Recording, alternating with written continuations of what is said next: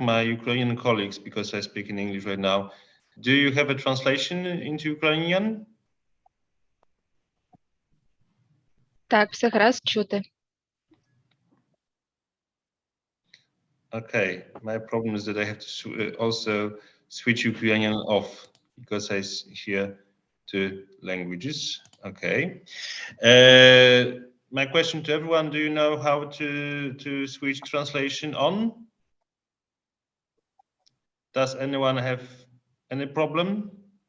No.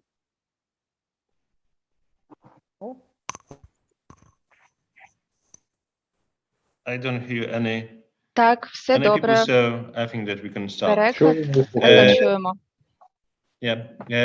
Hello, everyone. It's great to see you on the special meeting in this formula for the first time, because we speak in two languages, English, Ukrainian. Just because we also invited many important international guests for today from other European cities that we've gathered till this time.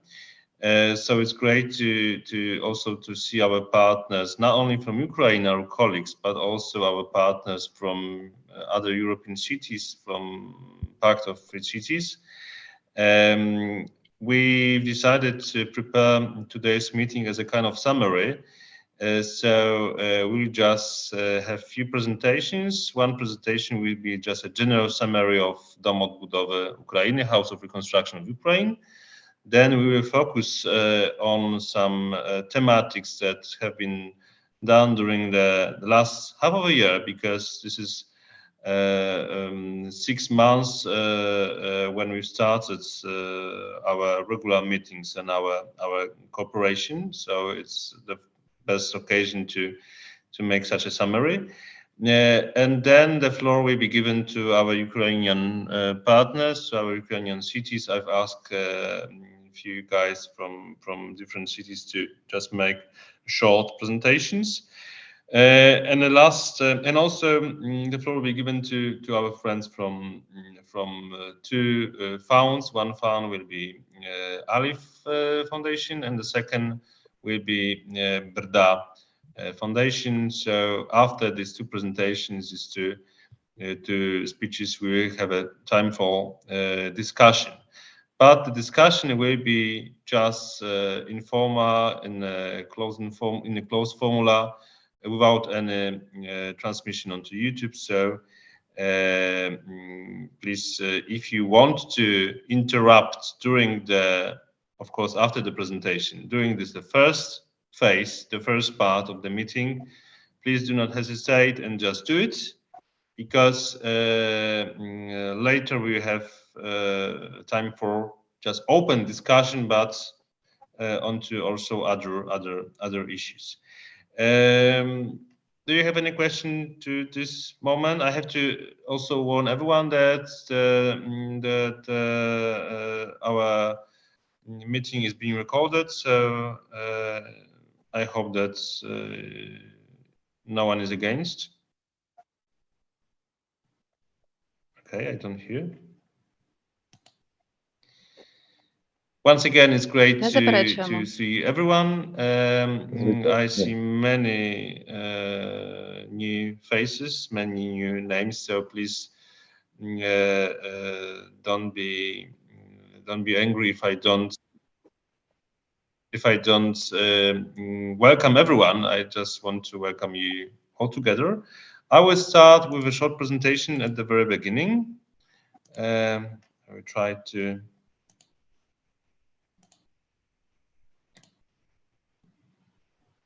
share the screen.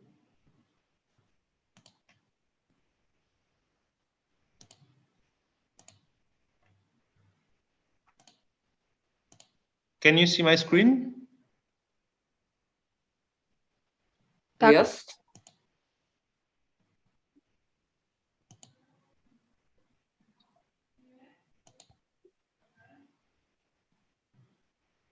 Maria, do you see my screen?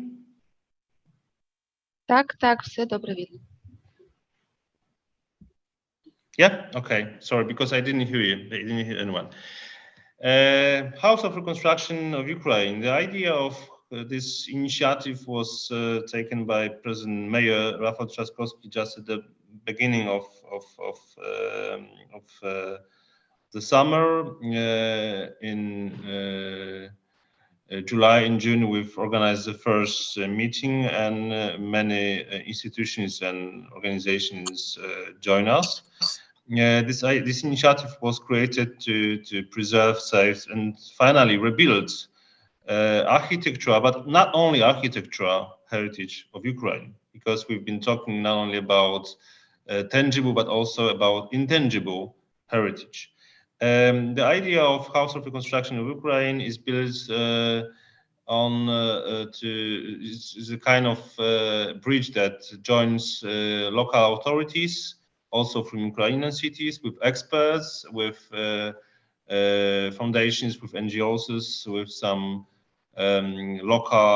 local experts, but also with local communities, just to find a proper way how to preserve, how to protect Ukrainian heritage facing Russian heavy attacks, but also how to prepare fields for this post-war process of revitalization, process of rebuild, recovery. Yeah, so this was our common task, just to create kind of a platform that joins people and platform that joins ideas, joins other initiatives, which will be much more effective than a normal way of support. And after this half of a year, I can say that it works, and we see more branches, more fields in which we can be much more active than before.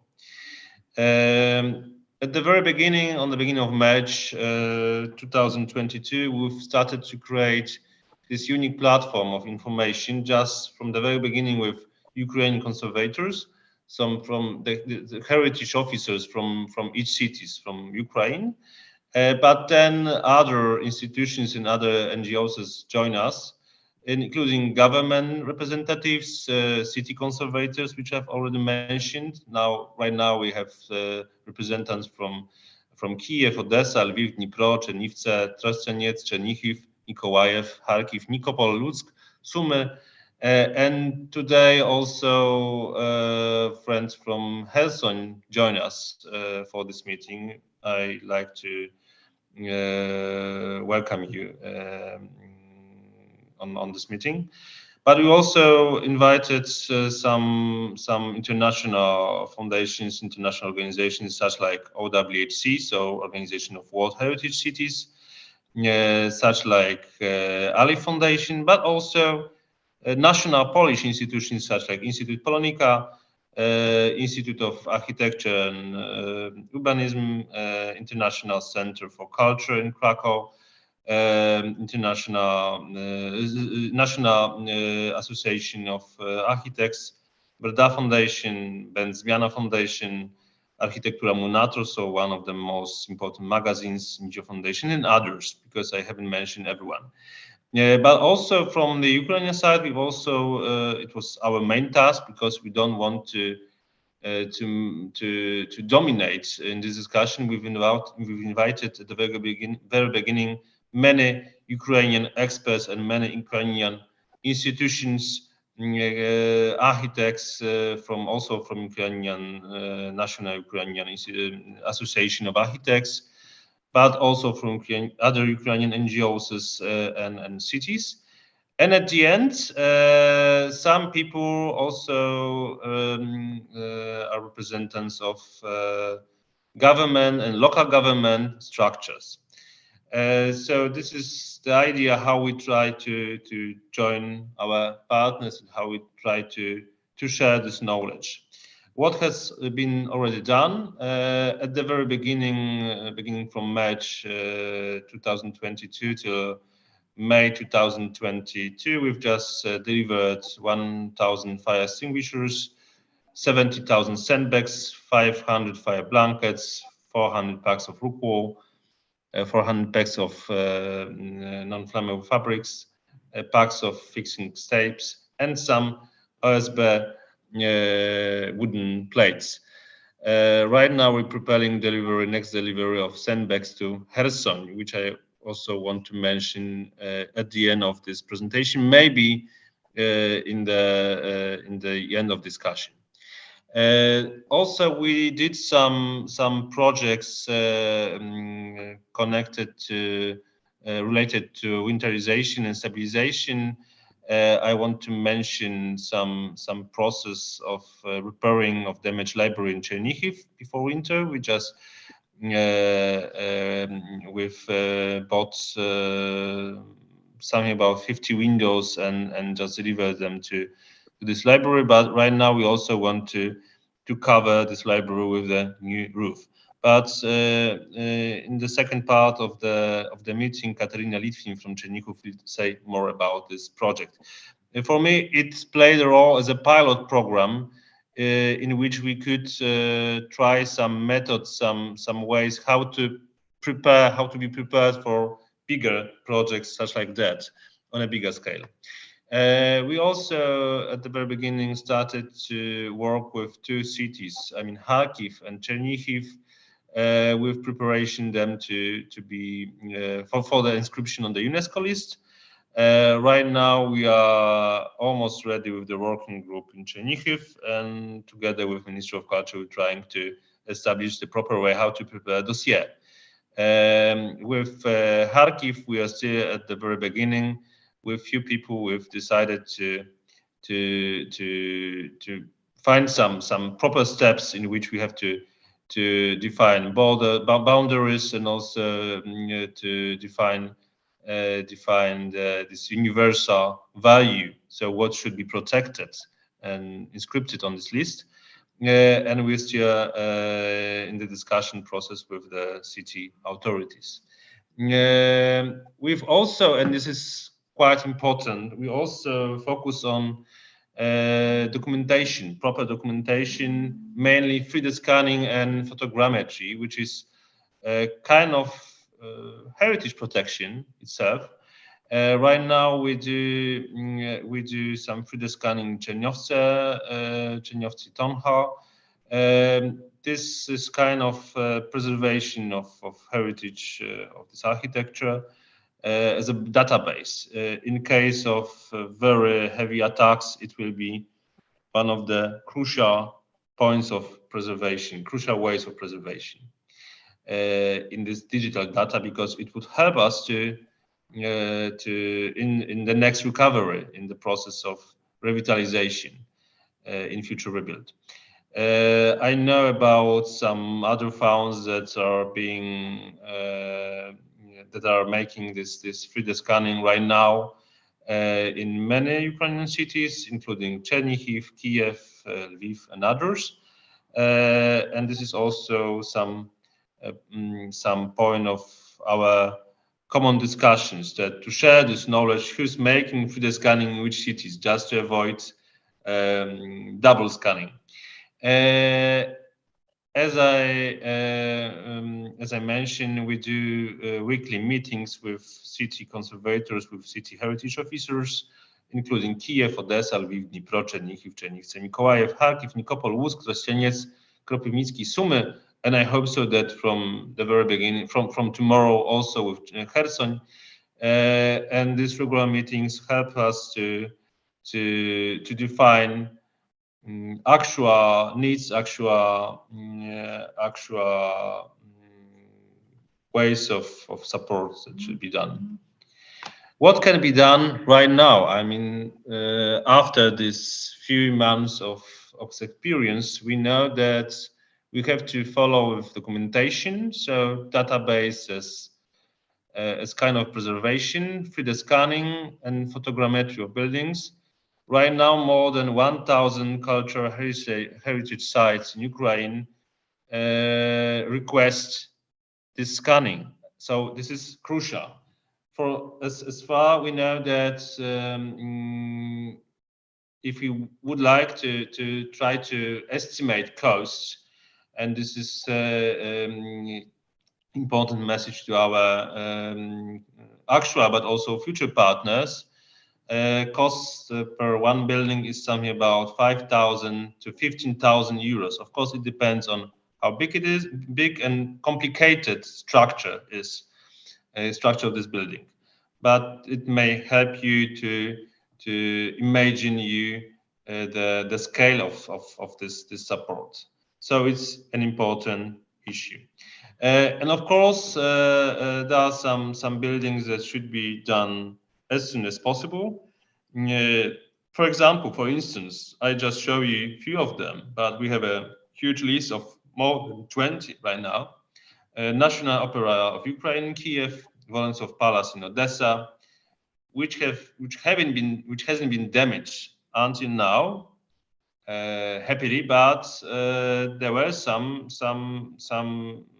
heavy moments when it was facing with attacks from Russian forces. And Trinity Cathedral in Chernihiv, Lutheran Church in Mikołajew, Church of Nativity of the Virgin Mary in Czernivtse, and the building of English Club in Dnipro. These are proposals given us by our Ukrainian friends from this heritage officer I've mentioned before. Very important task for the next months. It's even more important right now during the winter time, but I think that we have also to be aware of future attacks.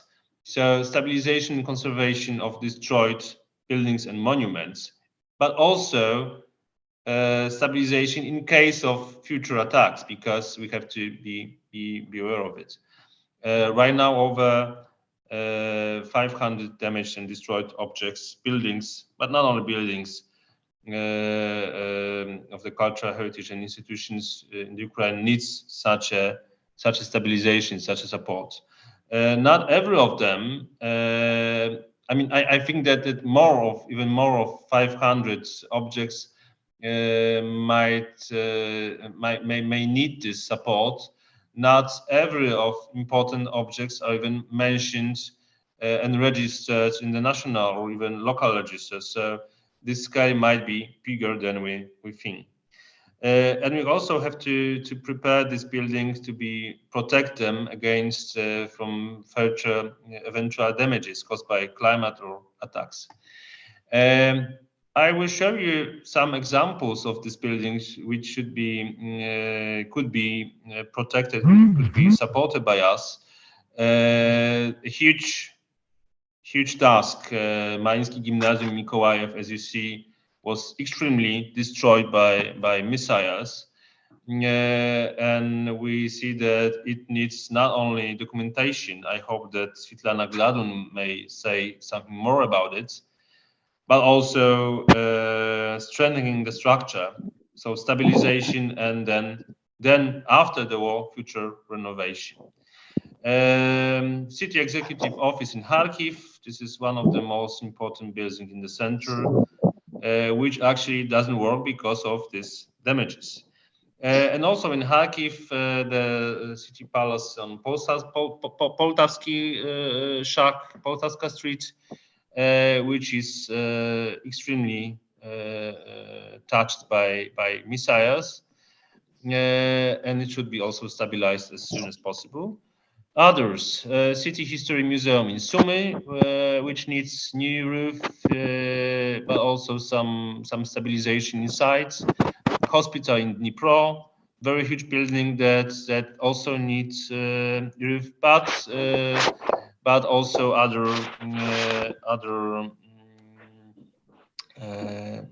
there are some other problems and issues that should be, and damages that should be done. And last, Skowroda Museum in Skowrodnivka village, which is absolutely unique for this region, not only because of its collection, but also because of its symbolic role that it plays. After the attack, even more because what you see on the photo, this is a statue of Skowroda, which saved after the attacks. So it's It's also kind of a symbol. Just to finish my presentation, just to make some kind of summary, how to join us, which might be important for our European partners. We see some paths, some ways how you can join us, including founding. We found some way that we can all together decide if, in case of some financial donation, we as a city of Warsaw can support you and can gather this money onto our account, some international one, then purchase goods and services in Poland and Ukraine, and then finally deliver them to Ukrainian beneficiary. Especially for UNESCO sites, cities who joined to OWHC. These are 2 cities in Ukraine for now. Kiev, Czernivtse, and Lviv. We hope that in the nearest future also Odessa will join after the inscription on the UNESCO list. We can also use OWHC as an international fund to cooperate, to co-found this common projects. If you also want to join us, not only financially, you can always join to these regular meetings, which will be mentioned in the next presentation by Maria Baricka and Zuzanna Milczarek. But also, we can always create our new meeting or new working group on some specifics or thematics, including funds, including other issues. So from my side, this will be the end of this short introduction. I will give the floor to my colleagues, Maria Baricka and Zuzanna Milczarek from National Institute of Architecture, Maria Baricka from our side, from City of Warsaw. And if you had any question to this point, don't hesitate. You can also ask right now or wait until the discussion.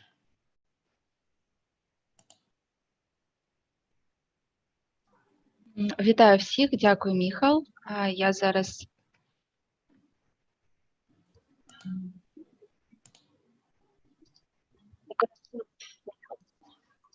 підключу. So, are there any questions? I don't hear anyone. So, Maria and Zuzanna, the floor is yours. Так, дякую. Хочу всіх привітати і починаючи від самого початку існування Дому Odbudowy, загалом було проведено 21 зустріч по 4 напрямкам: охорона пам'яток, нові сфери спадщини, архітектура і урбаністика у містах історичних та озеленення історичних міст. 10 з цих зустрічей були зустрічі групи охорони пам'яток. І основні теми цих зустрічей, вони починалися від загальних і переходили до обговорення більш конкретних дій. І основні теми обговорення були такими загальними, починалися з загальних охорони пам'яток, потім були теми законодавства та порівняння законодавства в Україні та Польщі. Розглядали ми приклади рятувальних робіт у різних містах, таких як Харків, Миколаїв, роздивлялися потреби різних міст. І була також дуже важлива остання тема – це зустріч з представниками Ливану, де вони розповідали, яким чином вони захищали будівлі після пошкоджень.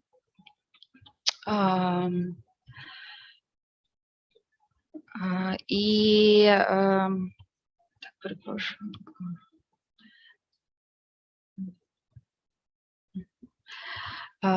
І на зустрічах окреслювалися основні проблеми, ми шукали шляхи їх вирішення, і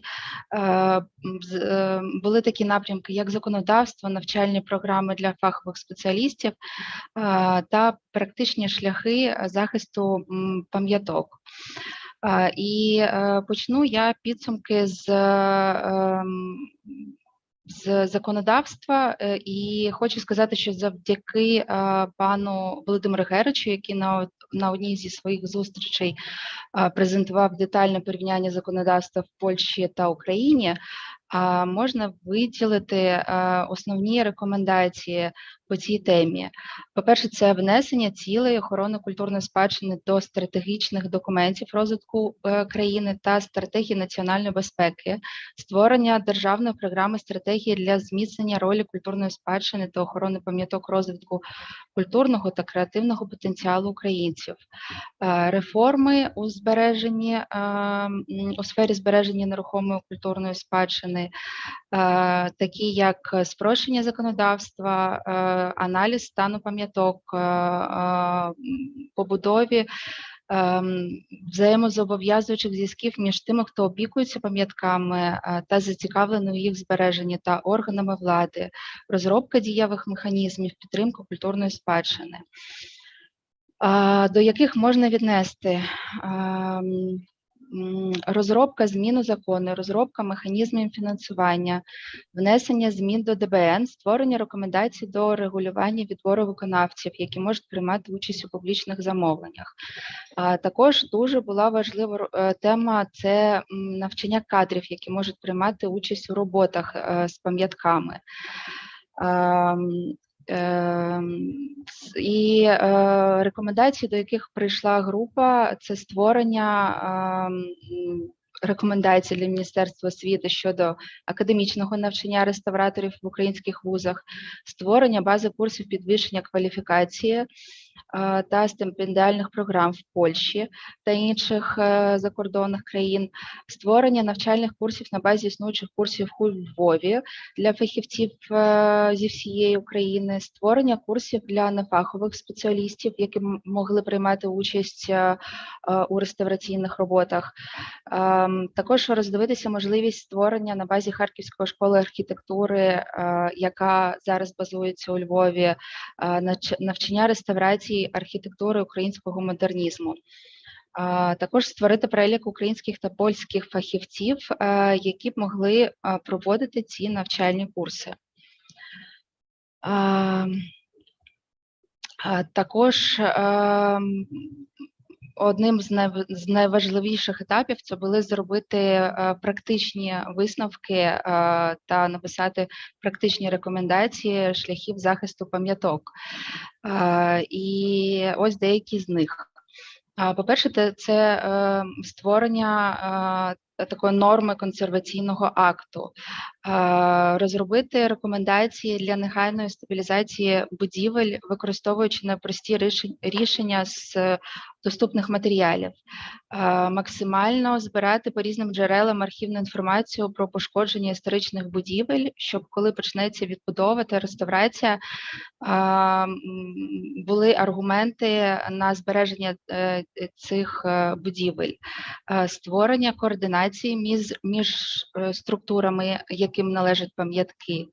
У пам'ятках, які мають пряме влучення, необхідно спочатку робити технічне обстеження, потім огороджувати будівлю та консервувати її. І зараз я переходжу до... Перепрошую, зараз. Для захисту цінних будівель необхідно перевозити та зберігати цінний декор на складах. Також можна роздивитися стабілізацію пошкоджених будівель за допомогою розтяжок, систем підстав, а потім гідроізоляції шляхом накриття мембраною. Це такі рекомендації нам давали гості з Бейруту. Також вони рекомендували заповнення основних великих тріщин будівель фіксуючими розчинами та тимчасово накривати дахи якимось гнучким брезентом, гнучкими матеріалами. При захищенні пам'яток монументального мистецтва були зроблені висновки, що краще використовувати мішки з тканини. Вони краще витримують зміни погоди. Для захисту, також для захисту вікон в нас такий був окремий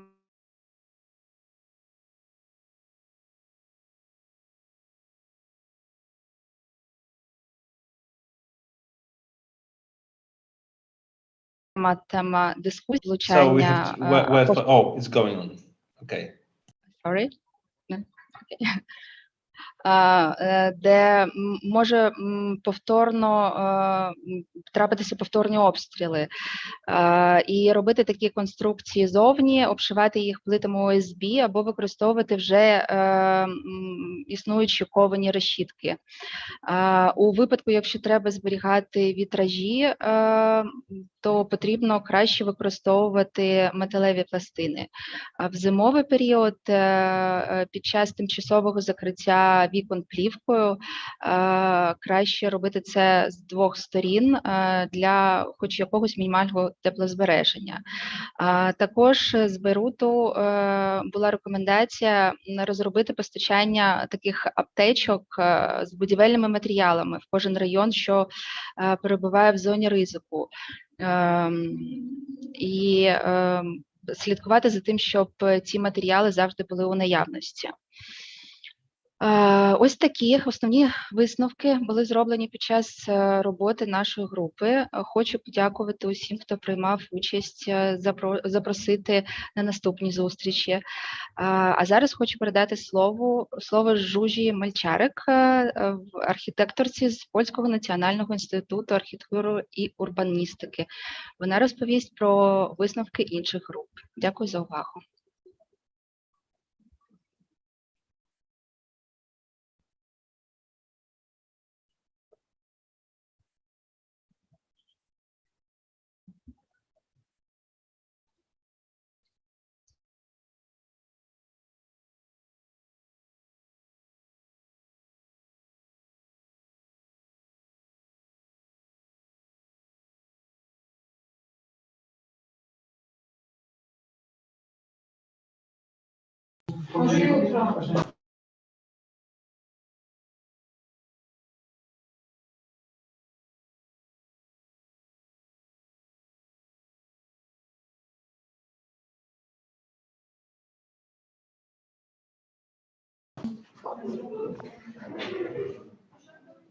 Tak, już się łączę, sekundkę.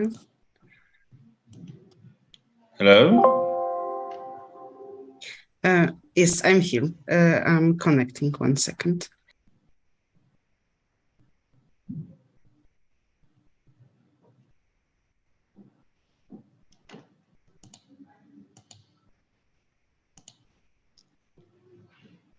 Susanna, it won't be your turn right now. So we're waiting for you.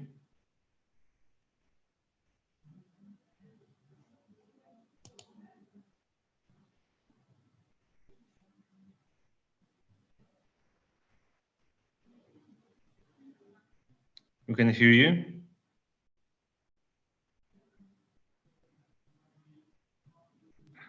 Okay, I'm trying to share my screen. 1 moment. Zuza, we don't hear you. You don't hear me now? No? We hear you. No, we hear you. You can hear me or not? Yes, we can. We can hear Okay. you. So I will share my screen.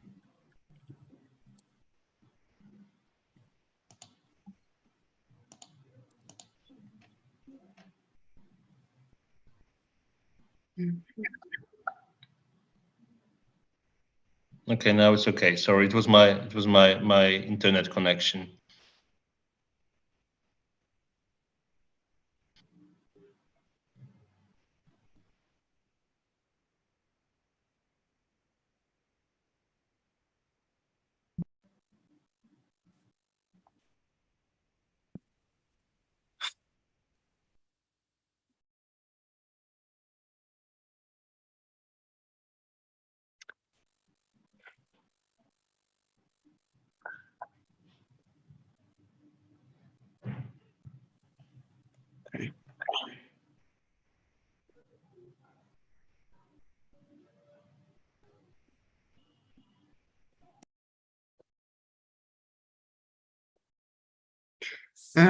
Okay, sorry, I had some problems with the internet connection.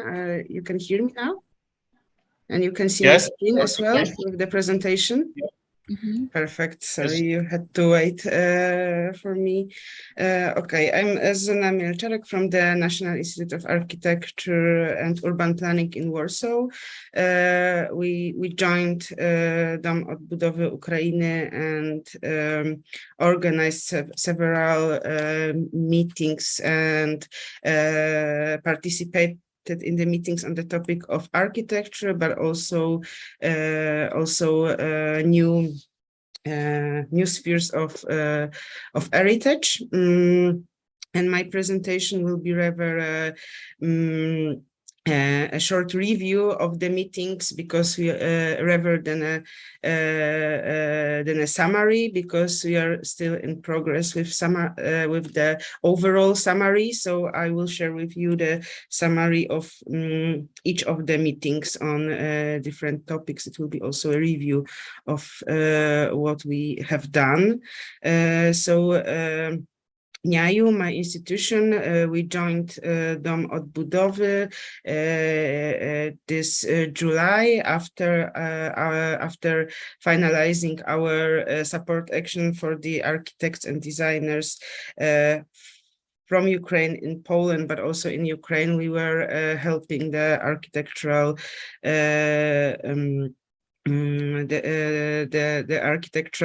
the group of architects to find a job and accommodation in Poland. We managed to help 150 people, but in the middle of this year, we changed a bit our actions and our initiatives, and we decided to join Dom Odbudowy platform and support the discussion of the architectural environment, as we were in a constant contact also with the grassroots initiatives and organizations. So the first meeting we held was on the topic of the grassroots rebuilding practices in Ukraine. It was organized together with Brda Foundation that will be presenting their initiatives on sending windows to Ukraine later, with Brave to Rebuild, Kochaty, and District 1 organizations from Ukraine. We were trying to map the main problems and challenges for the NGOs, for the grassroots and activist initiatives taking part in the rebuilding. So some of them was the legal bureaucratic requirements that make it difficult to work for the NGOs, existing the need of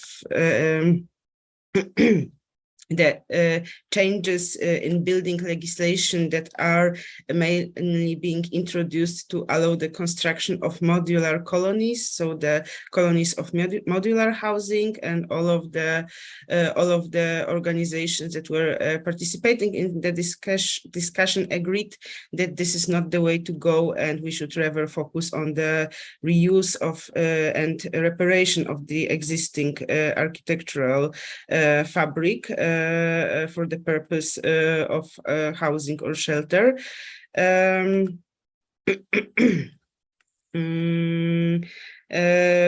Which is also it was also mentioned by Kochaty, who work in Western Ukraine, providing long-term housing for internally displaced people. So Anastia Ponomariowa from Kochaty also suggested and recommended to rather reuse, as they do in Ivano-Frankivsk and Lviv, reuse buildings of different typologies, adapt them, then construct potentially short-term modular solution that can easily be transformed into ghettos. We were also talking to District 1 Foundation, who are working on are developing a recommendation for legal cooperation between reconstruction volunteers and residents of damaged buildings, the creation of database with an algorithm for assessing damage to building, which is quite crucial. Also, if the support of construction or reconstruction material is coming from abroad or from many other regions, is very crucial to map the needs and the exact property, the exact measurements and amounts of the material that is needed in a certain place. Kochaty was also talking about the need of strengthening of the public sector, and that such activist initiatives can also participate in this process. And they were sharing their studies of the adaptability and sustainability of furniture, but also expertise in the adaptation of abandoned buildings, and recommending participation in such processes, because in case of Kochaty initiative, these are also the inhabitants who are taking a part in the process of rebuilding or adaptation of housing. Next meeting we held as NIAU was on the housing issue in Ukraine. And to this meeting, we invited researcher Alexander Anisimov, who is working currently on the new housing policy for Ukraine. Grzegorz Gajda from European Investment Bank, who brought more broader European context, and was talking about the differences between the condition of the housing market and public housing sector in Eastern and Western Europe, and Alina Muzio-Węsławowicz, housing expert from Poland, who was talking about the model of affordable housing in Poland that was developed in the 90s and was actually quite successful and could be a case study, a model solution. So Alexander was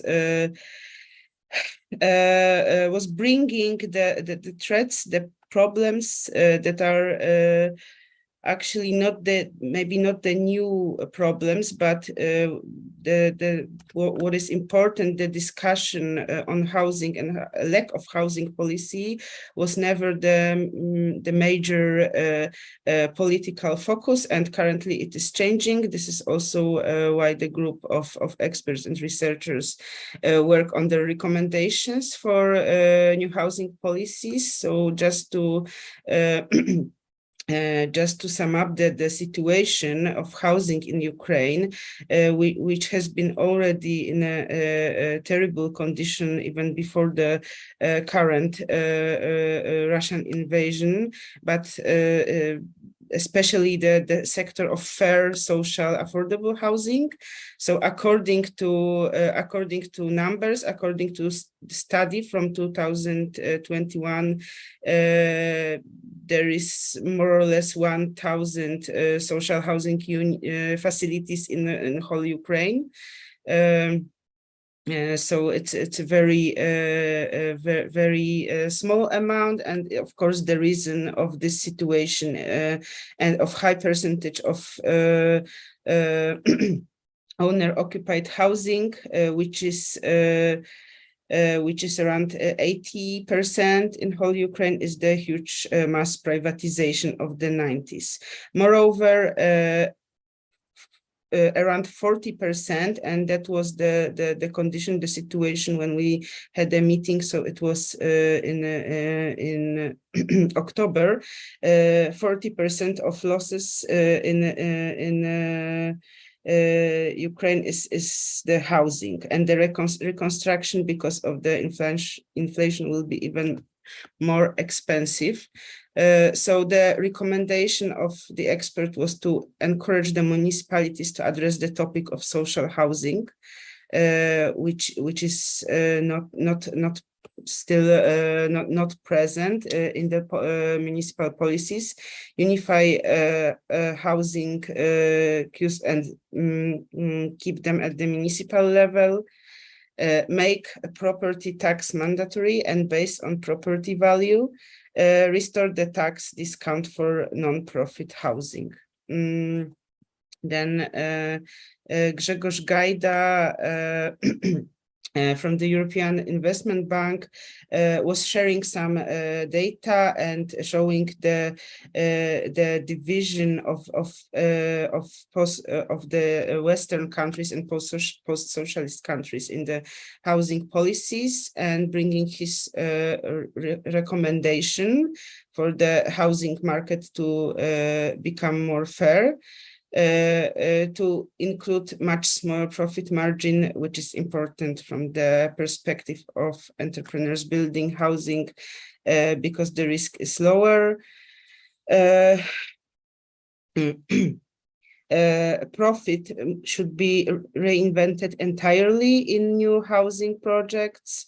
To establish mechanism that allows the transfer of land for the construction of social affordable housing as free of charge, and establish mechanism for financing of such construction with loans to public companies building rental housing. So rather loans to the companies providing public housing, that mortgages or loans to the individuals. We also had discussions, comparatory discussions on the topic of Soviet modernism and brutalism in Ukraine. We were comparing it with the conditions and our experiences, good and bad experiences from Poland. Michał Krasucki was talking about the when the interest in modernist in the protection of modernist architecture started in Poland, and it was late 90s, beginning of the 2000s, when and unfortunately, together with the demolition for purpose of the construction of new buildings, the awareness of the value of modernist architecture became to get higher. The discussion was between Michał Krasucki and Witya Gerasimenko from Kiev Modernism, who replied that the interest in Kiev started much later, also after demolition of already valuable buildings. So he mentioned the year 2017, and also brought the topic of the problems of not many people who can submit such applications for entry in the registry, the lack of human resources and specialists in the topic. The problem that historic buildings are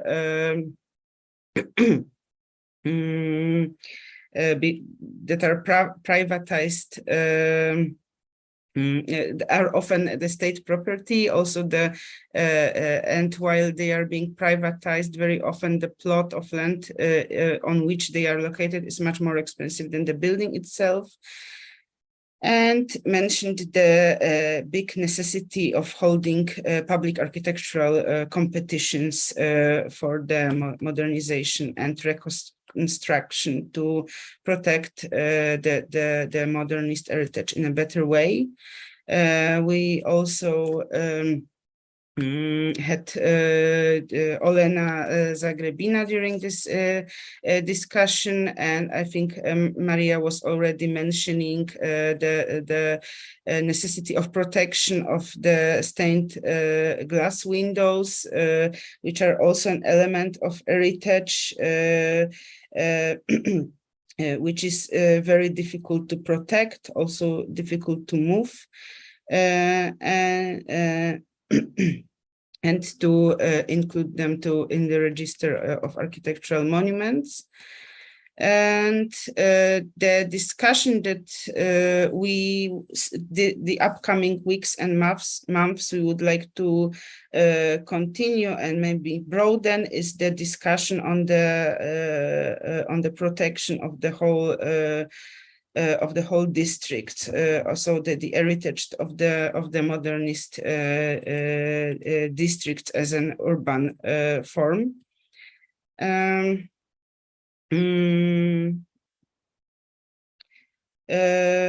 So there were many more discussions of the architectural group, so I'm not gonna elaborate on all of them, but the creation of new normative documents on the reconstruction and rebuilding of Ukraine is necessary. Future transition from Ukrainian standards to international standards, in this case Eurocodes. In addition, the participants of the meetings were encouraging consideration of the type of materials in new construction in historic cities and the possibility of use of using elements of destroyed buildings as building materials in new reconstruction projects. And also the issue of maintaining the area around the monuments. So that not only the monuments themselves, but also the public spaces around. There were also meetings of the intangible heritage topic. In this one, maybe I didn't participate personally, but to sum up, there was a discussion on the need of digitalization of cultural heritage and the creation of a database using the best technologies, and the shortage of professionals to deal with digitalization due to migration, among other reasons. Also, the necessity of communication with the local population, which is the carrier of intangible culture in these areas. Okay, so that was a short summary of the meetings that already took place, but I also wanted to mention that we already started. So not only the discussion on the protection of modernist housing developments we are going to continue, but also we want to broaden the topic of the property of land and property of building. So these are the plans for the upcoming weeks and months. Thank you. Thank you, Zuzia. Are there any questions to both presentations?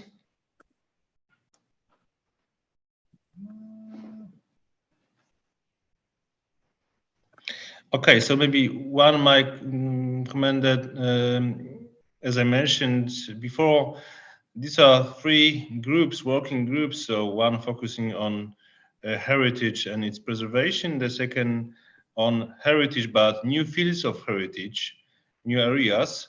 And the third one on architecture, which might be also extended in the future because we see many other important niche issues that should be developed, such like also new ways of public participation, social participation, or some other projects and others. Ecological architecture, climate changes.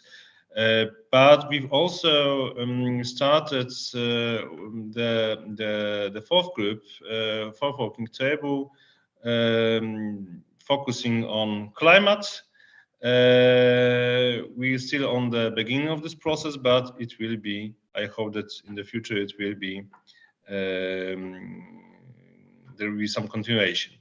It doesn't mean that we have to finish with these four groups. If you, as our partners, want to establish or to lead a new one, or just you see some other important topics, specific thematics that should be discussed, then it's open and we can start as a new, as another one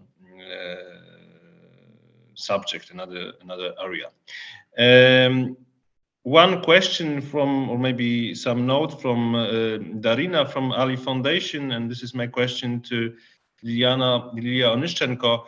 If it's possible that Darina will take a floor right now before you. There'll be small chanting in the program. Question to Lilia Onyszczenko. Та, звичайно, що так, нехай Дарина виступає, нема проблем.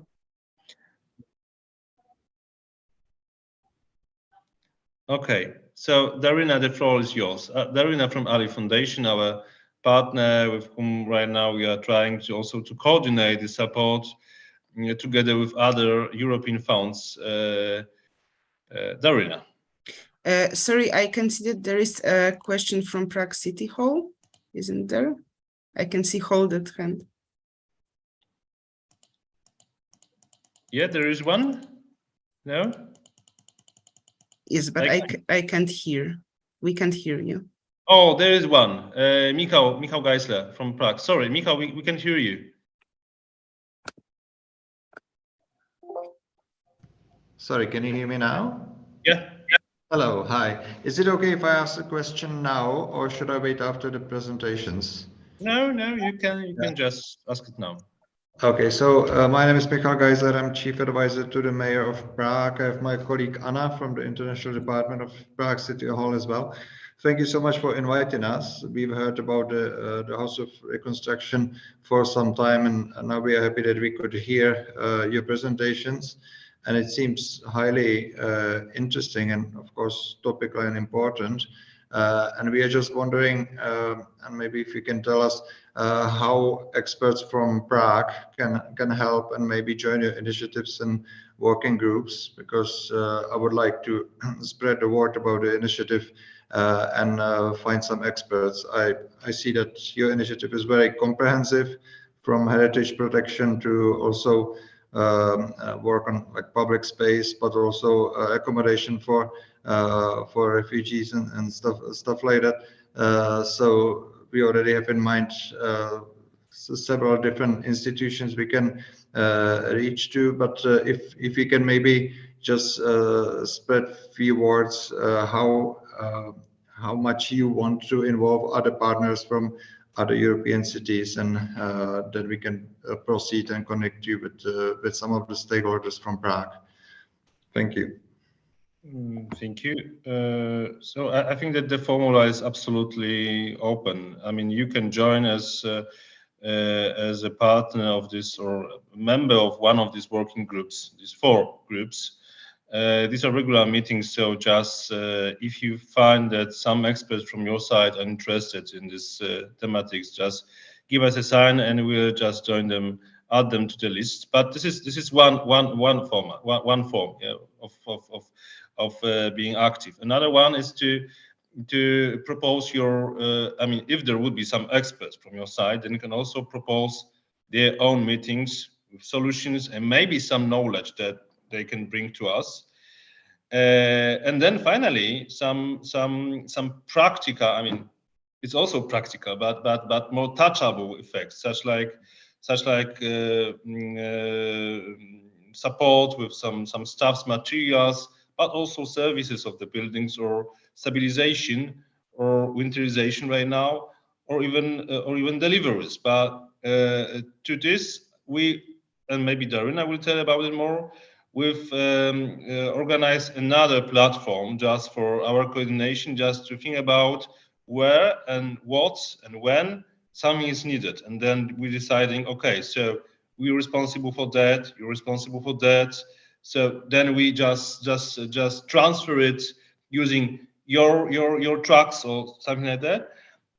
So this is what we also coordinate. We may do it in this way that, I mean, it depends on our agreements, what we do together between Warsaw and Prague.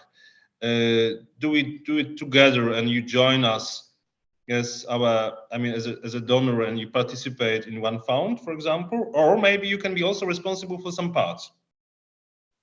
It's open right now. Okay, that's fantastic. Thank you very much. So I'll talk to some experts from Prague, and then we'll get back to you. It sounds okay. very interesting. Thank you. Thank you. Are there any questions?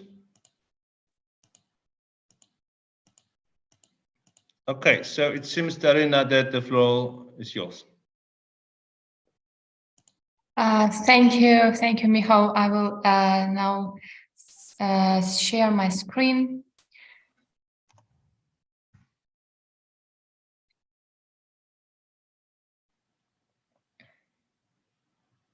So is it good now? Do you see the full screen or just the slides?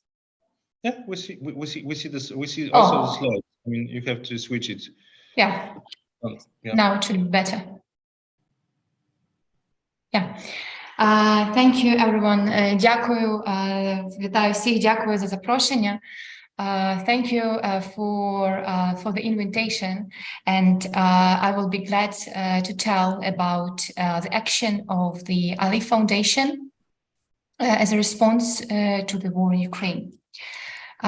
Firstly, let me share with you some important steps and chronology of how Ali respond after the full-scale invasion. So already in March 2022, Ali Foundation Board adopted the action plan with the envelope that today amounts for $5 million. And afterwards, 3 external fundings also came to reinforce Ali's action from EU foreign policy instruments, from the Principality of Monaco and the Getty Foundation. Today, for more than $3.5 million have been committed to more than 200 organizations.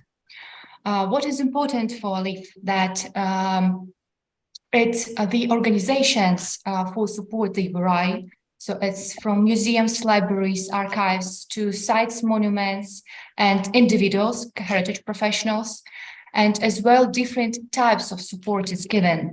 So from protective measures for cultural institutions, collections, and improvement the storages, to supporting the 3D documentation and individual financial support in the form of fellowships to heritage professionals. Now it's mainly the slides with the data of the damaged cultural sites in Ukraine verified by UNESCO. And this is the data we are always referring to. And unfortunately, this data and these numbers speaks for itself. So now let me move to the concrete results. First one is that over 180 museums, libraries, archives were secured. And it was different types of given the security, from providing the storage equipment and fire safety equipment to humidifier generators to strengthening and securing the building itself.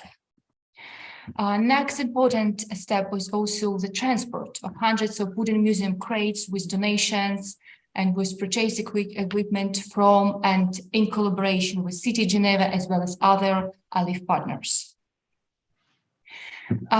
Next, I think a very important project was mainly the response to the challenge that I think every Ukrainian is facing now, the energy shortage. And ALIF in collaboration with local partners, with the Office of the City Conservator in Warsaw and Da Foundation, Polish Foundation, already providing more than 110 generators, and as well as power station as an alternative to cultural institutions throughout Ukraine. Next important project is upgrading the storage facilities to prevent the works, the collections from being damaged. Я перепрошую, Дарина, я перепрошую, мені здається, що якась затримка у вашій презентації, бо слайди не переключаються. А який зараз слайд? Я так бачу. В мене зараз слайд... Перший. В мене перший. В мене на першому слайді. Ага. Давайте спробуємо тоді ще раз. Дарина, я думаю, що ви просто вимкнули показ не екрану свого, а ви вимкнули показ просто програми. А в іншому вікні розвернули, тому ми бачимо не екран вашого ноутбука чи комп'ютера, а просто ту програму, яку ви нам показуєте. Добре. А зараз? Супер. О. Є, видно. Дякую. Я якраз буду говорити про нашу кооперацію якраз безпосередньо з колегами. Бачите, як зараз якраз вони допомогли. Дякую. So I will just shortly repeat the things and just to show it also on the screen that it's the steps of the ALIF's response for the full-scale after the full-scale invasion. And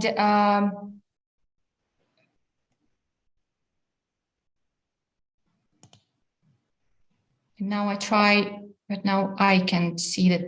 Do you see that the slides are moving? No? No, unfortunately not. We see the second slide with these angels. Yeah. You also.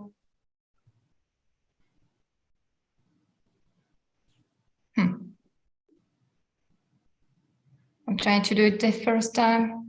Okay.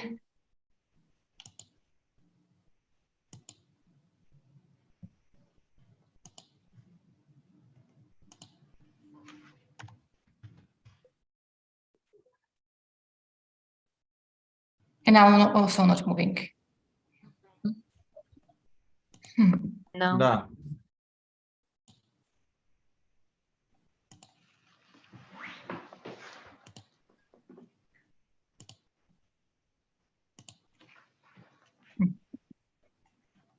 Sorry for this technical issue. Because me also, I will try to share the screen one more time. Дарина, можливо, ви мені можете надіслати? Я зі свого екрану тоді зроблю доступ, якщо не вийде. Давайте один, а зараз? О, працює, так, переключається, супер. Не знаю, що змінилося, але я. So, thank you for your patience. And here are the slides I was talking about, and I was completely sure that I was also showing them. So, but it's okay. It's just the technical issue. And so this is some steps of ALIF's response. And here are the main areas of action. So it's derived from the institutions to support as well as for the type of support. Some of the statistics of UNESCO that we are using in ALIF. And first results. So first thing that I was talking about was about the securing the organizations to purchase storage equipment, safety equipment, and other materials to strengthen the building. And it's also the transport of the donated equipment from the partner countries, and the very important issue of tackling the energy shortage. So to provide the generators together with also with our Polish partners, and as well as upgrading the storage facilities. Next project that is really unique is to provide the 4 mobile laboratories with its vehicles as well as conservation equipment for the National Research and Restoration Center that are doing the trips to make the emergency conservation activities. And now I can move to the digital project. So it's 2 projects for 3D documentation and photogrammetry, together with the Ukrainian operator Skeiron, to scan monuments and trees throughout Ukraine, as well as documentation monitoring analysis system using the planet's satellite imagery, also together with the partners. And finally, it's supporting, it's individual supporting the cultural heritage professionals that also is being provided by 3 approaches. The first one is by the program together with the European Austrian Global Heritage Fund. Next one is also together with a local initiative. And finally, it's also supporting the institutional staff inside of the project that I already told about. And now I would like to also to pay attention about our cooperation with Domu Odbudowy Ukrainy. And it's rare and it's really valuable for us. Firstly, it's the purchase of generators for different types of cultural heritage institutions. Next important project, it was organizing the seminar, Ukraine-Beirut seminar in December 2022 that was hosted by Domu Odbudowy Ukrainy. And it was relevant and very practical. So it was focused on sharing the experience on a very practical issue that conservators in Beirut after the explosion have faced, and the colleagues in Ukraine are facing now. And what's important that it was the exchange of experience that possibly resulted to finding some useful solutions.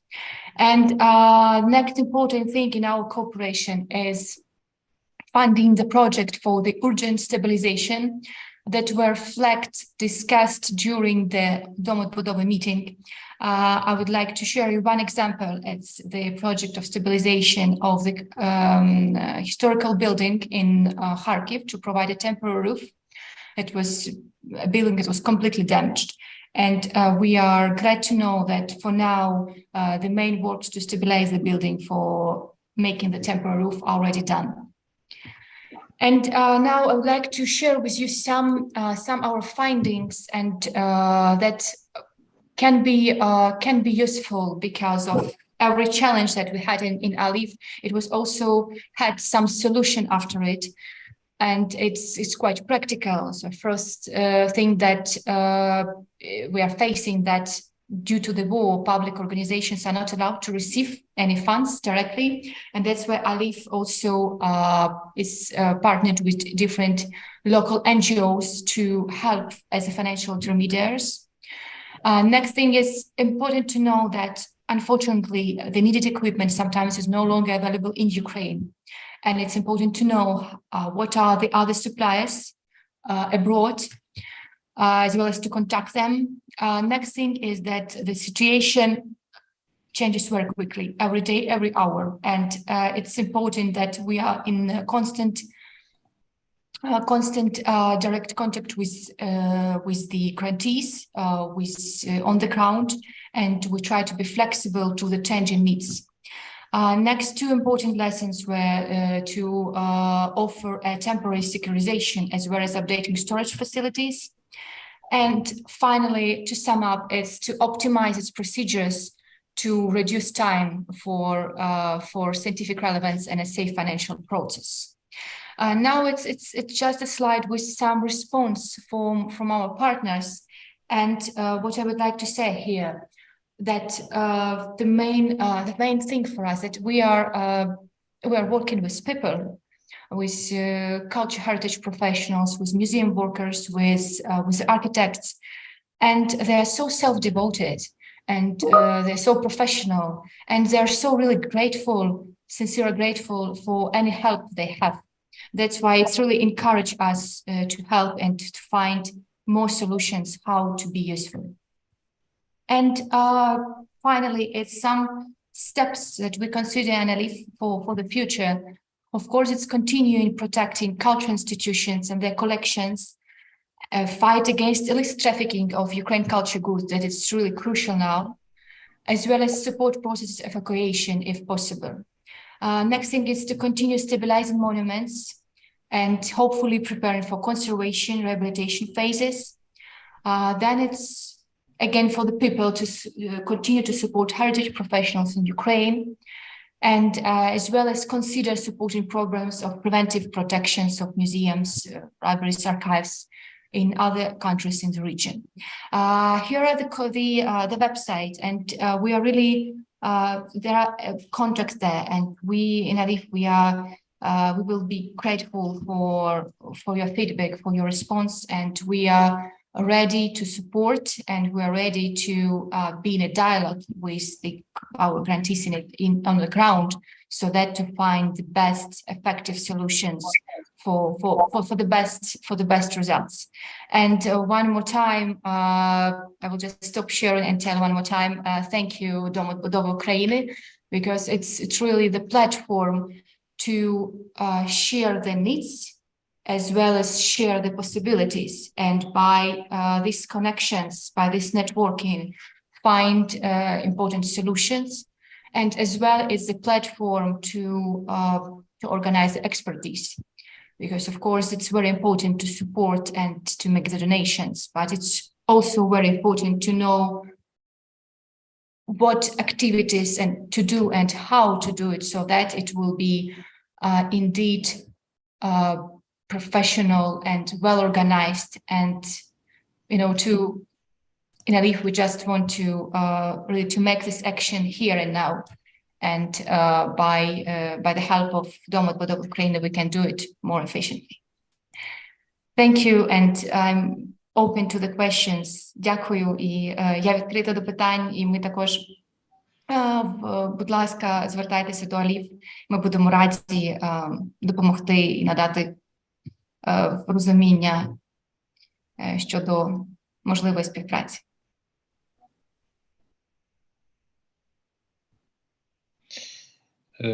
Thank you, Dorina. Are there any questions to Dorina? I don't see right now. I have just to mention that it's really important during this international support to have two legs. One leg is city authorities, or this official one, administration, but sometimes, very often actually, we need other partners as NGO, and sometimes it's only way when you can support someone, or sometimes faster, quicker than with using just administration tools. Thank you, Dorina. Ms. Lilia Onyszczenko, previously the Heritage Officer Conservator of City Lviv. Right now, she's the main advisor of Mayor of President of Lviv, Andrzej Sadowy. Lilia, the floor is yours.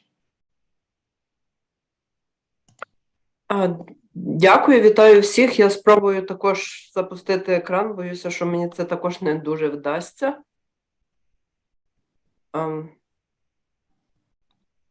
We can see it. It's okay. Працює. Але ви, певне, бачите повноекранний і міняються слайди? Поки що ні. Ні, пані Лілія, слайди ваш PowerPoint. We see the presentation, but with slides on the left side also. Якщо вони не пересуваються, то я тоді не знаю, що зробити, щоб О, ну давайте ще раз. Ну, ще раз я спробую, але ще раз. Давайте. But the screen works. Не міняються, ні? Не міняється, тому що коли ви запускаєте демонстрацію екрану, ви вибираєте не екран, а саме цей, PowerPoint, а вам треба вибрати демонстрацію екрану. Тоді ми будемо Звичайно, бачити тільки це ви дуже добре говорите, тільки чомусь, коли я вибираю демонстрацію екрану, у мене не видно екрану, тільки моя презентація. Оце є та проблема. Зараз я спробую ще раз це зробити, але не знаю як. Перепрошую.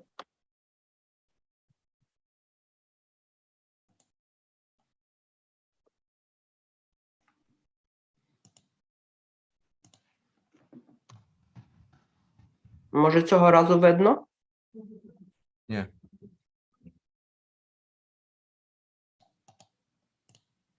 Та покажіть без запуску просто в PowerPoint. Ой, ні. Тепер, me вже, it's okay. For me it's тепер okay. вже, на жаль, і в мене не міняються слайди.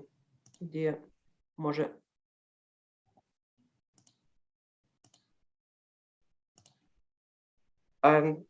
Я пробую так, як ви мені кажете, запустити з екрану презентацію PowerPoint.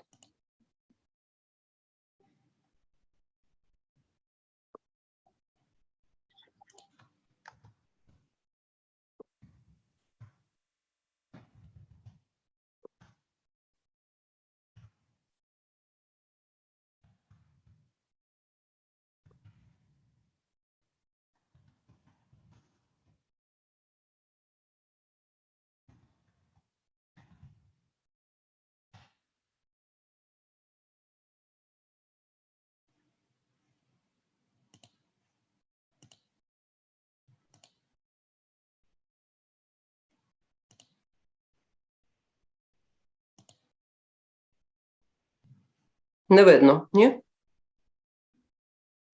Поки просто немає демонстрації вашого екрану. No. Ну, давайте тоді, нехай Чернігів попробує, раз в мене нічого не виходить. Пані Ліля, ви поки мені прийшліть, а я тоді Добре. відкрию.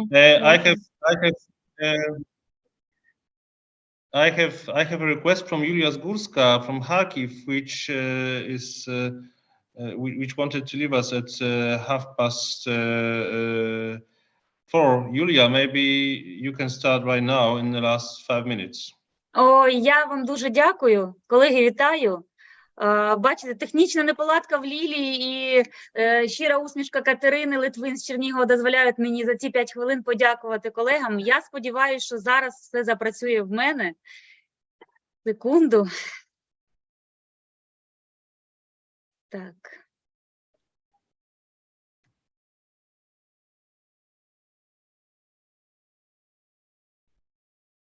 Чи видно мій екран? Видно. Yes. Видно, так? Так, колеги, я тоді дуже швиденько всіх вітаю. Рада бачити і знайомі обличчя, рада бачити, що до нас долучаються. Міхал, щиро дякую за цю турботу про українські міста і про спільну таку дуже плідну співпрацю.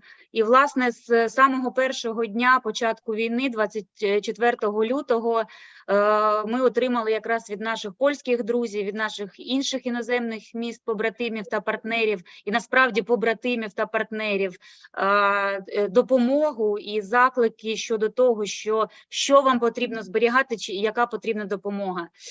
Ви тут бачите на першому фото ці зруйнування, які є вже в Харкові, і вже більше 140 об'єктів історичної спадщини, культурної спадщини в місті Харкові, на жаль, зруйновані або пошкоджені. Тут присутній мій колега Роман Кравченко, і він більш детально, я думаю, зможе відповісти на ті питання, які будуть з цього питання, з питань зруйнувань. Це, власне, Палац праці, про який Міхал сьогодні говорив.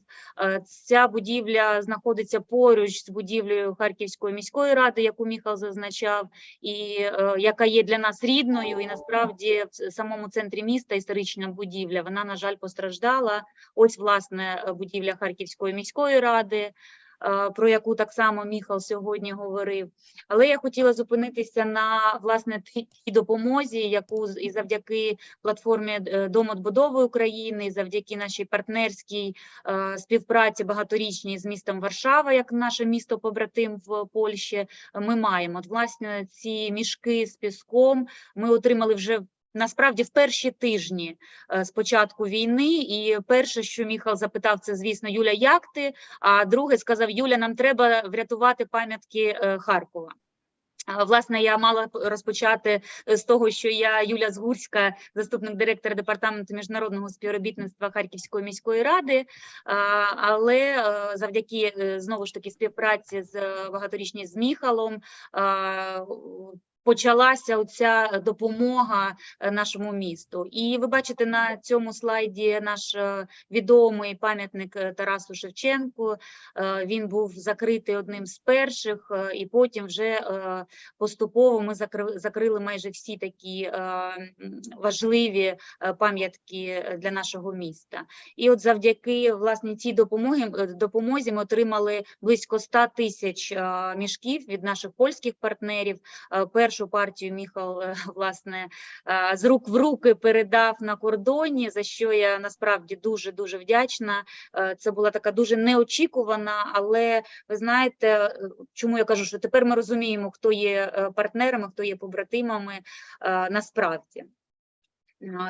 Так, це той музей, про який казав Міхал, тому що ми знаємо, що в місті, але дуже складно сказати. Я думаю, що мої колеги з обласної адміністрації, з інших організацій знають, які пошкодження в тих деокупованих територіях Харківської області, на тих територіях, які ще, на жаль, є окупованими та обстрілюються кожного дня. Ось це, власне, той музей Сковороди, про який Міхал говорив, той пам'ятник Сковороді, який, на щастя, залишився цілий, і зараз він знаходиться, наскільки я знаю, в місті Києві, і був презентований і першій леді, нашому президенту під час святкування 300-річчя з дня народження Сковороди.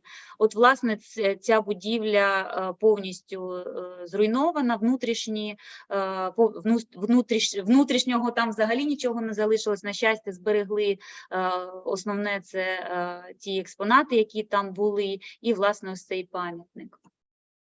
Ну і що хотіла сказати, так, скажімо, на завершення, що та інформація, яка зараз транслюється і на протязі всієї цієї жахливої війни транслюється на телеканалах і Росії, і деяких, на жаль, ще європейських, я вам скажу, країн, тому що трошки попадали на такі інформаційні, що обстрілюються лише об'єкти військової інфраструктури, критичної інфраструктури. Власне, ось це парк атракціонів міста Харкова, центральний парк нашого міста, який постраждав в перші тижні, в перші місяці війни. Тобто тут теоретично не може бути нічого військового, ми всі це з вами, українці, це точно розуміють, наші надійні партнери з іноземних міст. Так само це прекрасно розуміють. Це просто так, знаєте, наглядний приклад того, що вся ця інформаційна війна має бути так само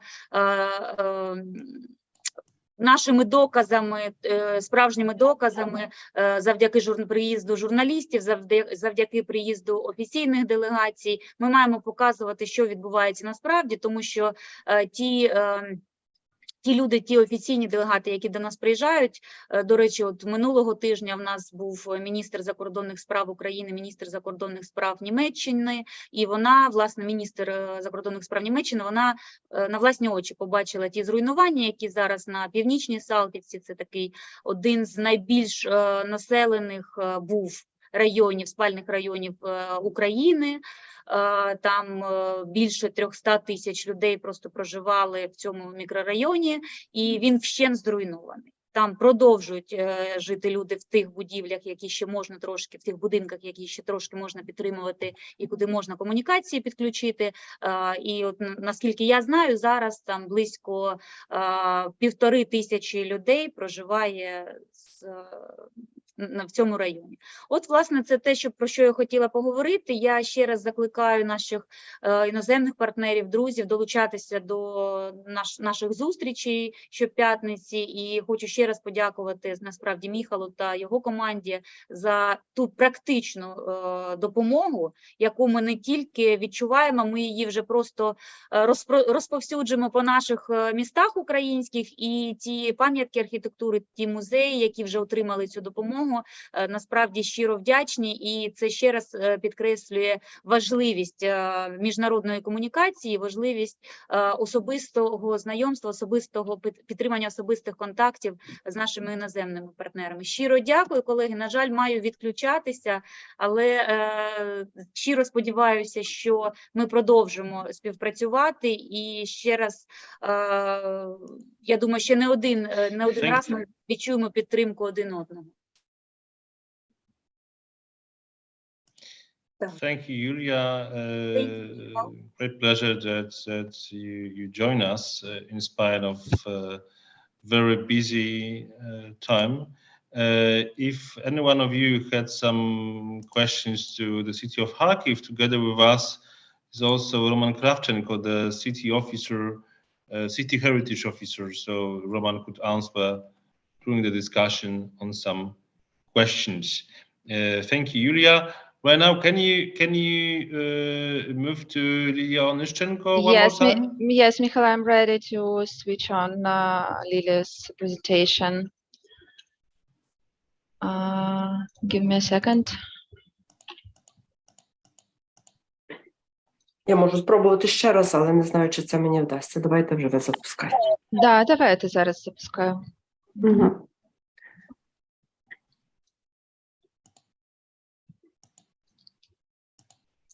В такому разі ви будете гортати слайди, Марія? Так, звичайно. Я досить... Добре, дякую. Дякую дуже за можливість виступити сьогодні, оскільки я мала починати цей український блок, то я хотіла розказати, власне, як все було від початку, тому попрошу там наступний слайд.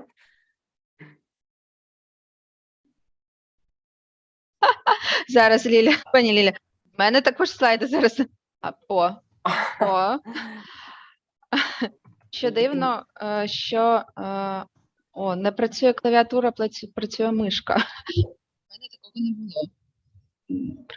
Напевно, треба тренуватися нам більше. Так. Окей, добре. Власне, все почалося з діалогу Львів-Варшава, який у нас триває вже протягом 15 років, оскільки Львів працює з Міністерством культури Польщі, з Інститутом Полоніка вже протягом багатьох років. І кожного року ми працювали над реставрацією пам'яток під програмою, яка називається «Спільна спадщина». І щороку у нас було до 15 об'єктів, над якими ми разом працювали. Також Фонд культурної спадщини Польщі нам допомагав в цьому і фінансував такі роботи. Але все змінилося в лютому минулого року, 2022 року. І тоді наступний слайд, прошу. Власне, через цей передвоєнний досвід співпраці нам доволі легко було нав'язати наступні контакти, які фактично в перші місяці війни виникли на базі попередніх завдяки Міхалу Красуцькому, столичному консерватору міста Варшави.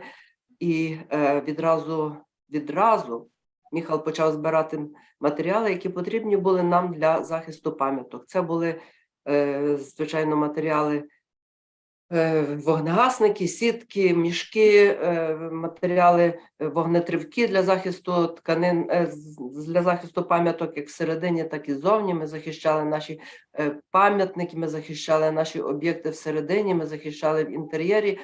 Ми також переносили дуже багато об'єктів в укриття. Це вже ви задалеко пішли і, звичайно, все хочете пані показати Лілія, нараз. я намагаюся опанувати.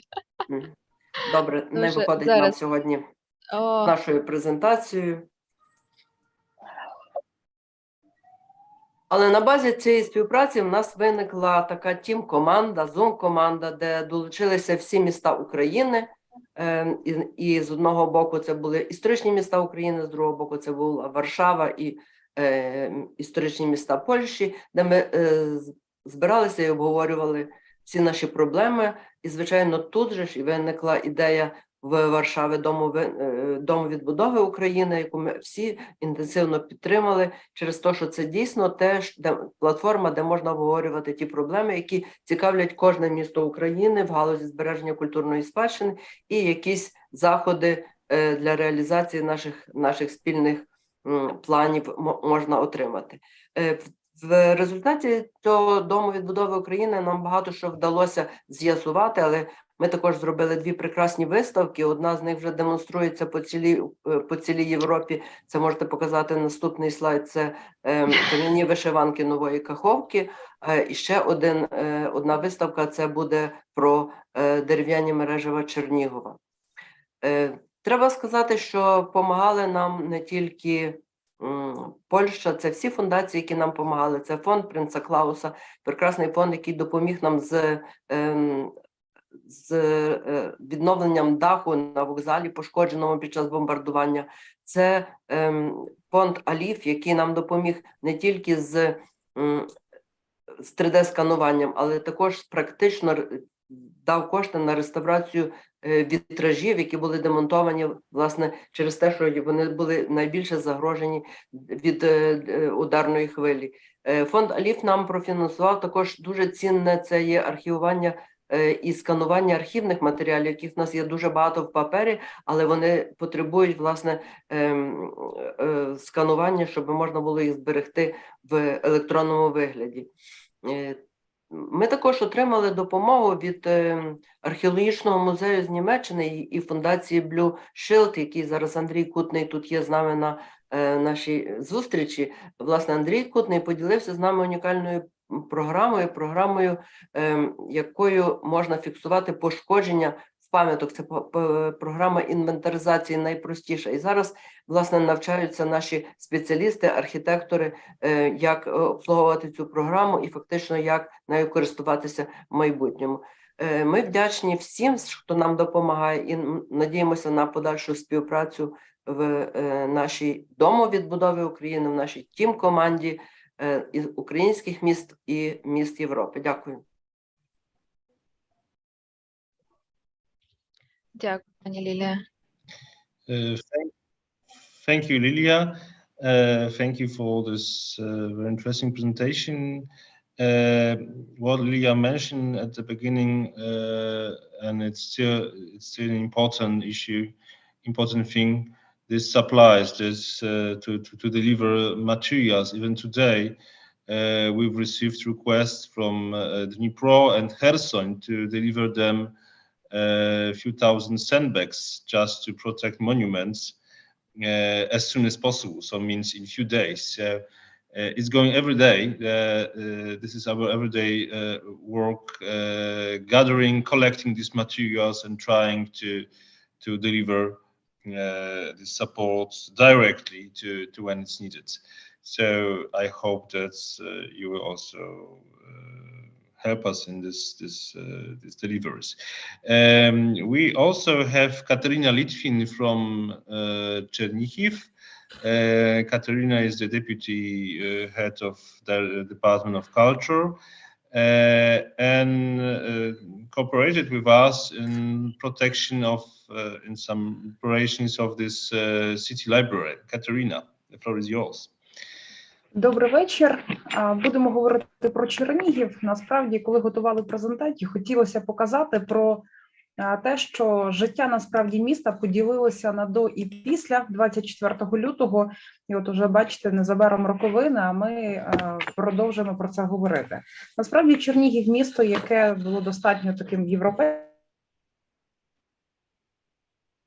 і останні роки змінювалося, ставало все красивіше і красивіше, але мало свої міста-партнери, але тим не менше після 24 лютого, ви бачите, всі об'єкти достатньо такі важливої інфраструктури, прям житлові будинки, на 70% знищена інфраструктура міста, ми не встигали ловити 500-кілограмові бомби, але тим не менше, скільки змогли, настільки вистояли. Дуже важливим об'єктом, який постраждав, для нас це стала бібліотека, тому що все одно в Чернігові велика кількість людей, які користуються послугами бібліотеки, міської бібліотеки. Бібліотека імені Коцюбинського, вона не є на 100% пам'яткою архітектури, але тим не менше вона в центрі міста, вона знаходиться навпроти нашої міської ради, в яку цілили вже 27 лютого, і, власне, постраждала бібліотека вибуховою хвилею, втратила вікна, втратила дах і систему опалення. Завдячуючи пані Лілії, яка познайомила і надала можливість працювати разом з вами, я дуже вдячна тому, що наша бібліотека отримала, я зараз до неї повернуся, що наша бібліотека отримала вікна. Насправді, в квітні місяці, коли ми вже вийшли на роботу і почали оцифровувати і відфотографовувати всі втрачені об'єкти, от наразі наша бібліотека мала отакий вигляд. Оце вікна, власне, зсередині все, що можна зруйнувати, було зруйновано. В ході співпраці з Домом відбудови, ви бачите, що в грудні місяці відбулися ремонтні роботи, і, власне, бібліотека отримала новісінькі вікна. Це дає можливість, хоча і без вікон бібліотекарі працювали з клейонкою заклеєними вікнами в цій бібліотеці, але наразі вона має отакий вигляд. Здається, що тепло само по собі заходить в цю бібліотеку і дає можливість містянам знову ж таки звертатися за послугами, продовжувати читати, тому що наша перемога буде не лише на фронті, а наша перемога буде тоді, коли нація буде читаюча, коли ми будемо чітко розуміти історію нашої держави і будемо хизуватися культурою і традицією нашої держави. Тому бібліотека, видався об'єкт, який важливий з критичної інфраструктури для окупантів, але насправді поляки врятували і надали можливість Чернігову продовжувати розвиватися і надавати послуги. Я направду дуже вдячна і вірю, що на цьому ми не зупинимося, а наша бібліотека за декілька місяців взагалі буде ошатною, красивою, теплою, і ми радо будемо запрошувати в мирний Чернігів всіх тих, хто сьогодні нас слухає і бачить, особливо Міхалів. Ми, правда, хочемо побачити вас в місті з 1300-літньої історії і показати місто, яке ви рятуєте. Дякую.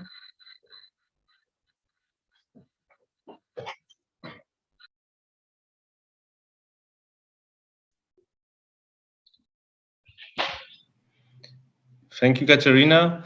I have mentioned that this library was our pilot project also, which could help us in the future to aim this help in a proper way. I mean, it's logistics. How to, using funds from here to order some materials there in Ukraine, or even services and people. So that's a huge task, and now we know how to manage it. I hope that this lesson will help us in bigger stabilization projects in the future. Okay, are there any questions to Katerina?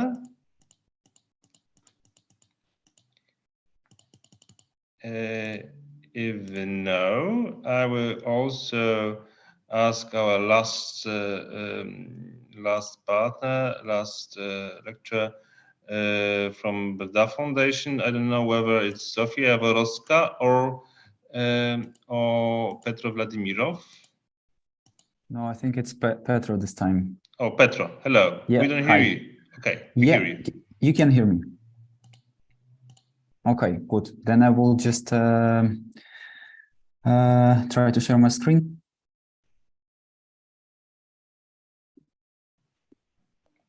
Can you see it? Yeah, we can see it. Okay, I'll try to make it like full screen. Can you see a full screen? Yes. Okay, and the next slide, it's moving something. Yeah, it's moving. It's okay. Okay, great. Then I will just start.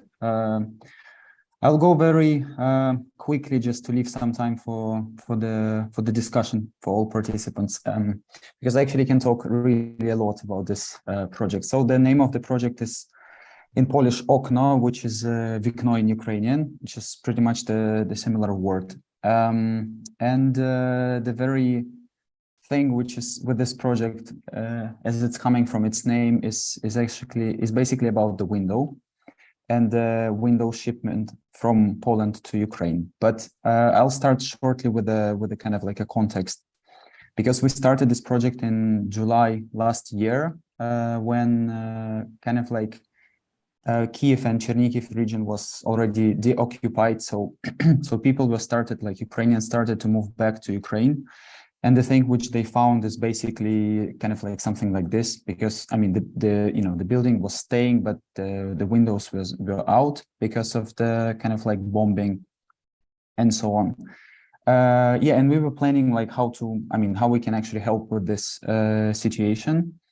We made like a very kind of a brief research and figure out that actually there was like pretty much no glass by the time in Ukraine, because most of the glass for Windows productions were coming from either Russia or Belarus. So you see it from this graphic from 2021. Yeah, so technically there was like no just any kind of a mean to produce a new window in Ukraine. And at the same time, we actually figure out that Poland was the kind of like a biggest kind of like window exporter, which means the window producer in EU as well. So I actually thought that there would be some sort of like a potential we can do something with this. And so we had like kind of like a hypothesis, which was very simple. We had two groups of kind of like window givers. The first one is individuals who are kind of like right after the refurbishment of their flat. So they might have some windows stored somewhere in the garage or downstairs, which would be, I mean, actually at this picture, we have like a wooden window, but most of the windows were like plastic ones. Or we have kind of like a manufacturers, which is the second group. Yeah, so they might have some kind of like leftovers, or for instance, people returned windows and you know, they just like had some, which was actually totally true. Like both of those group were kind of like able to give us some windows. And I think like percentage wise, it was like 70 to 30. So it was like mostly windows from people coming, not from like manufacturers. Yeah, that's the kind of like a simple map showing the places where we've been like collecting those windows. And I think it was important to show how we did this collection of those windows. So we had like pretty much simple means of transportation. And I think like besides me, there are two other people who are like pretty much the core of this project, which is Zosia. And you can see it sitting on the kind of like a kind of a device we've been like traveling with through Poland. And we see Robert, who had this like brilliant car, and he's actually inside of this. So we've been like picking up with those two things. Yeah, I think like so I'll just shortly skip it, but I think Zuza told about this kind of like a meetup which we made in frame of Domu Odbudowy Ukrainy, which was about kind of like gathering initiatives which we were like working with. And just like so they kind of like share some sort of like insights and as well get to know each other, because back then it wasn't really obvious that people who are dealing in central Ukraine know people who are kind of dealing in the western part. So we wanted like to gather them together at this event. Yeah, so I mean this is actually a picture showing, I think we had actually like a two kind of a shipment of windows. So it was like two trucks. So I'm not really sure, was it like the first one or the second one, but just like to show that there was like kind of like a really social effect in this project as well, because it was all of the people, volunteers wanted to help us and so on. And, just like with the help of them, we've been really able to kind of like make this project. And those windows which are staying on the background, they are the same windows which are staying on the background here. And, there was the picture from Warsaw, from us. And this is a picture of the District 1 Foundation, who are really kind of a partner of us in Kiev, and who kind of like took all those windows and spread them in Ukraine. Yeah, and I think it was just like to show some kind of like numbers. So we collected some around actually 650 kind of like windows, and we shipped them. We found like partners in Ukraine. We had like kind of like 45 private donors who are like giving us those windows, and by now we know that it's 31 kind of like cities in Ukraine where those windows traveled to. So it was pretty much a geography. Yeah, and the thing is that some of those windows were kind of like not proper kind of like didn't have a proper measurements because we've been collecting different ones and we've been like testing different things. And we kind of like make a video as well, like a tutorial how to install the windows, which is not a regular shape, for instance. And it actually ended up in a kind of like a catalog, a brochure of those solutions. So this booklet is actually downloadable. So I mean, we're actually shipping, like sending this booklet as well to initiatives who are rebuilding Ukraine right now on site. Yeah, and just like to say something that the thing I was showing was really relating to a project which lasted from July to September, because we shipped all the things in September so people could just like have a warm winter with windows, not the plastic things. And we are starting kind of like a second edition of this project on already actually next month. So if you kind of like know anything or anyone who is in need of those windows, so please like have a contact with us and we will try to help you with this. And yeah, I'm just like leaving this page as well with the email. It's pretty simple, but you could find us as well on Instagram on the web page. And I think that's it. Thank you very much. Thank you, Petro. I just add that today I've discussed with Zosia from Buda Foundation about our new store in which you can store all this more than even 1,000 windows. That's great. Yeah, I hope so. So we found a location. Okay, so this is the end of our official presentations. My question to you is: are there any official questions before the discussion that we have at the end of the meeting? Those questions which should be also transmitted on the YouTube.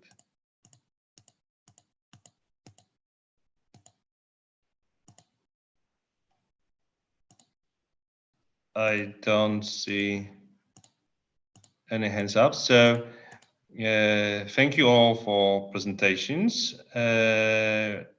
Thank you, all of you.